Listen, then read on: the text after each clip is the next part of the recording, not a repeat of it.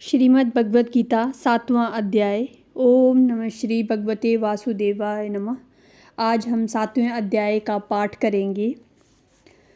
हे अर्जुन, अपना चित्त मुझ में लगाकर और मेरा ही आश्रय लेकर जिस प्रकार से संशय रहित हो मुझको पूर्ण रीति से जानोगे, सो मैं कहता हूँ। हे पार्थ, अब तुमको संपूर्ण ज्ञान विज्ञान सुनाता हूँ और इसे जानकर फिर कुछ जानना नहीं रहता। हजारों पुरुषों में कोई एक ऐसा होता है जो आत्मज्ञान जानने के लिए यत्न करता है, और इन यत्न करने वालों में भी कोई ही मुझको भली भांति जानता है। पृथ्वी, जल, तेज, वायु, आकाश, मन, बुद्धि और अहंकार, ये 8 प्रकार की भिन्न प्रकृति हैं। जो ये 8 प्रकार की प्रकृति हैं, इन्हें अपरा प्रकृति कहते हैं। इससे अन्य जीव को भूत प्रकृति अथवा परा प्रकृति कहते हैं। इस बात को भली भांति जानो। हे महाबाहो, इस परा प्रकृति से ये जगत धारण किया गया है। हे कुंती पुत्र, संपूर्ण प्राणी मात्र मेरी इन दोनों प्रकृतियों से उत्पन्न होते हैं। इस बात को अच्छी तरह जान कि मैं इस संपूर्ण जगत को उत्पन्न, पालन और नाश करने वाला हूँ। हे अर्जुन, जैसे धागे में मणि पिरोई जाती है, उसी तरह ये संसार मुझ में पिरोया हुआ है। इसलिए मुझसे परे कुछ भी नहीं है। जलों में रस, सूर्य, चंद्रमा में ज्योति, सब वेदों में ओंकार, आकाश में शब्द और मनुष्य में पुरुषार्थ मैं हूँ। पृथ्वी में पवित्र गंध, अग्नि में तेज, तपस्वियों में तप, संपूर्ण प्राणियों में जीवन मैं ही हूँ। संपूर्ण प्राणियों का सृष्टिकर्ता मैं हूँ। बुद्धिमानों में बुद्धि रूप, बलवानों में बल रूप मैं हूँ। काम रहित जो सात्विक बल है वो मैं हूँ, और धर्म के अनुकूल जो वासना है वो मैं हूँ। सतोगुण, रजोगुण और तमोगुण, ये तीनों मुझसे उत्पन्न हैं। मैं उनके वशीभूत नहीं हूँ। इन्हीं तीनों गुणों ने संपूर्ण जगत को मोहित कर रखा है। इससे मुझे कोई नहीं जानता। मैं इन भावों से परे हूँ तथा इनका नियंता और विकार रहित हूँ। ये मेरी माया बड़ी कठिन है। जो मेरी शरण में आते हैं वे ही मेरी माया के पार पहुँचते हैं। हे अर्जुन, मेरी माया ने जिनका मन हर लिया है, उस ज्ञान के दूर हो जाने से वे असुर भाव को प्राप्त हो गए हैं। ऐसे मूढ़, पापी और नराधम मुझको नहीं पाते हैं।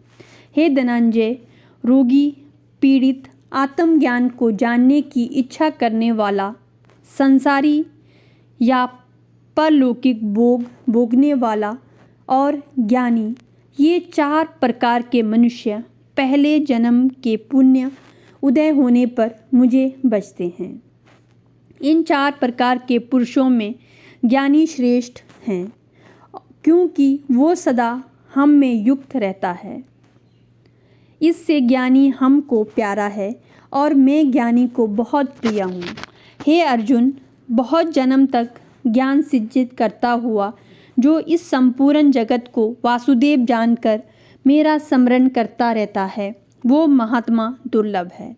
अपनी अपनी प्रवृत्ति के अनुसार मनुष्य धन, जन, स्त्री, पुत्रादि के लोभ के वशीभूत होकर उन वासनाओं के अज्ञान में डूबकर उन फलों की पहचान या चाहना से मोहित मूढ़ प्राणी मुझको अजन्मा, अविनाशी नहीं जानते हैं।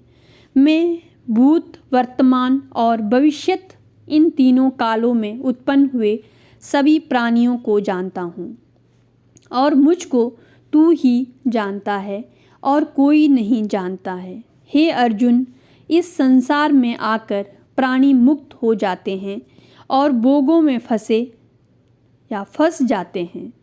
इच्छा द्वेष से उत्पन्न जो फल प्राप्त करते हैं उनके फल शीघ्र ही नष्ट हो जाते हैं, और जो मेरा भजन पूजन करते हैं वे हमसे मिलते हैं। मैं विनाश रहित सर्वोत्तम और परम स्वरूप हूँ, इसलिए जो बुद्धिमान मुझको किसी से प्रकट हुआ जानते और अन्य देवताओं की उपासना करते हैं उसको या उनको नाशवान फल मिलता है। मैं योग माया से आच्छादित हूँ, इसलिए सबके सामने प्रकाशित नहीं होता, केवल अपने भक्तों के ही सामने प्रत्यक्ष होता हूँ। और जो मेरी माया से अन्य देवताओं की पूजा करते हैं उन पुरुषों की श्रद्धा को मैं दृढ़ता देता हूँ, जिससे वे मुझे भूल जाते हैं।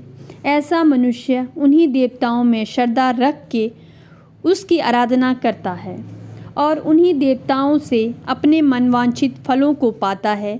मैं भी उनको वैसी ही प्रेरणा करता हूँ, परंतु जो हमें छोड़कर अन्य देवताओं की उपासना से सुख दुखादि से छूट अपने चित्त को दृढ़ कर मेरा भजन करते हैं, जो मेरा आश्रय लेकर जरा मरण से छूटने का उपाय करते हैं, वे सब ब्राह्मण संपूर्ण अध्यात्म संपूर्ण कर्मों को जानते हैं। जो मुझे अद्भुत जानते हैं, मेरे को ही अध्यात्म देव जानते हैं, वे युक्त चित्त वाले मरने के समय भी मुझको ऐसा ही जानते हैं, मुझे नहीं भूलते हैं। इसी से परमानंद अविनाशी पद को प्राप्त हो जाते हैं। इति श्रीमद् भगवद गीता सुपनिषदु ब्रह्म विद्या योग शास्त्रे श्री कृष्ण अर्जुन संवादे ज्ञान विज्ञान योगी नाम सप्तमो अध्याय समाप्त। अब हम 7वें अध्याय के महात्म्य के बारे में समझेंगे। छठे अध्याय के महात्म्य को सुनकर श्री लक्ष्मी जी ने कहा, हे प्रभु, अब 7वें अध्याय के महात्म्य को विस्तार पूर्वक हमारे कल्याण के लिए कहो। श्री लक्ष्मी जी का विशेष आग्रह देखकर श्री विष्णु ने कहा, हे लक्ष्मी, 7वें अध्याय का महात्म्य कहता हूँ। पटना नामक नगर में शंकुकरण नाम का वैश्य रहता था। उसके 4 पुत्र थे। वैश्य व्यापार करने के लिए देश देशांतरों में जाया करता था। एक बार मार्ग में जाते हुए उसको काले गोपद चिन्हधारी सर्प ने डस लिया, सो वो परलोक सिधार गया। उसके साथी उसकी दशा देखकर दुखी हुए और उसका दाह संस्कार करके उसके संपूर्ण धन को लेकर घर लौट आए।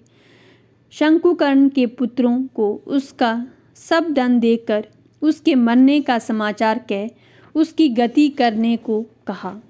वैश्य के 4 पुत्र पिता की दुर्गति को सुनकर बहुत दुखी हुए और ब्राह्मणों को बुलाकर पूछा कि सर्प के यानी सांप के काटने से जिसका मरण होता है उसे अच्छी गति कैसे मिल सकती है।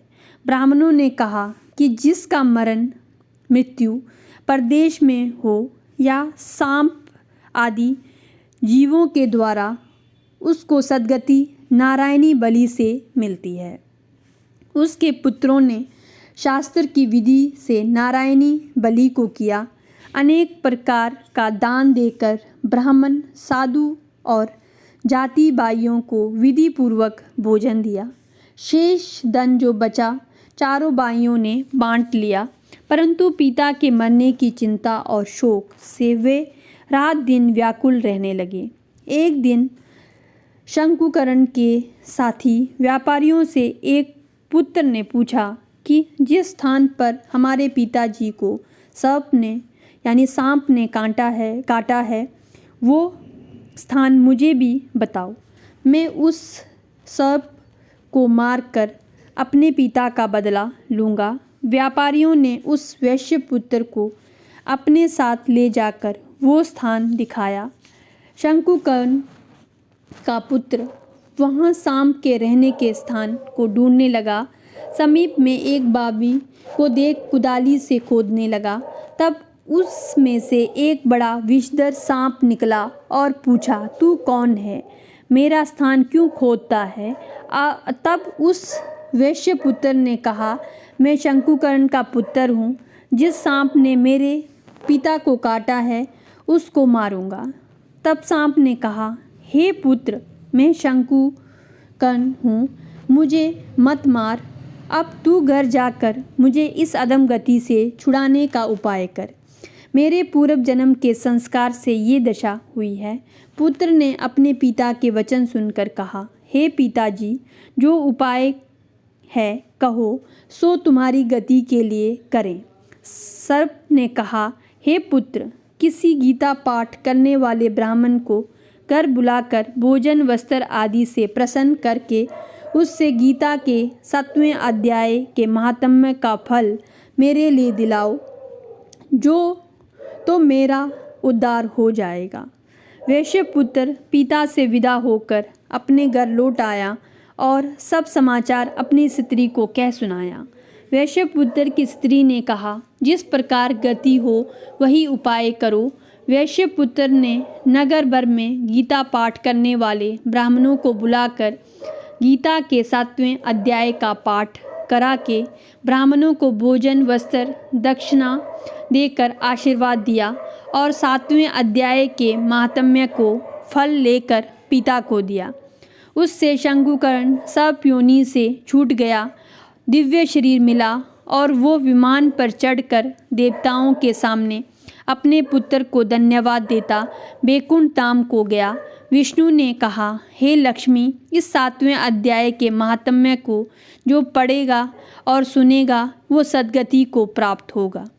इति श्री पद्म पुराणे सती ईश्वर संवादे उत्तराखंडे गीता महात्म्य नाम 7वां अध्याय।